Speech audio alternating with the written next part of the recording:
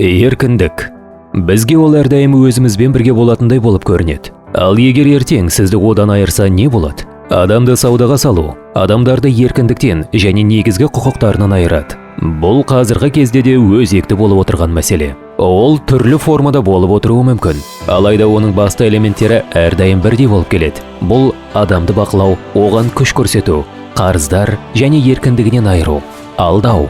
Мұндай әрекеттер қылмыстық жазаға тартуға жатады. Қаскүнемдер, мүмкіндіктер, жұмыс және тұрақтылық туралы уәде беретін болады. Сізді көзбе-көз түрде немесе хат алысу арқылы сендіреді. Мұндай қылмыстың құрбанына айналмау үшін құжаттарыңызды ешкімге бермеңіз. Күмән тудыратын адамдарға және олардың жұмысқа орналастырамын деген уәделеріне сенбеңіз.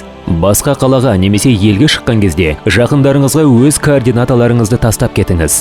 Сақ болыңыз, өзіңізді алдап соғуға жол бермеңіз. Егер сіз күдікті жағдайды байқаған болсаңыз, 102 немесе 116 телефон арқылы хабарлаңыз. Селқостық танытпаңыз. Бұл әркімнің басынан өтуі мүмкін.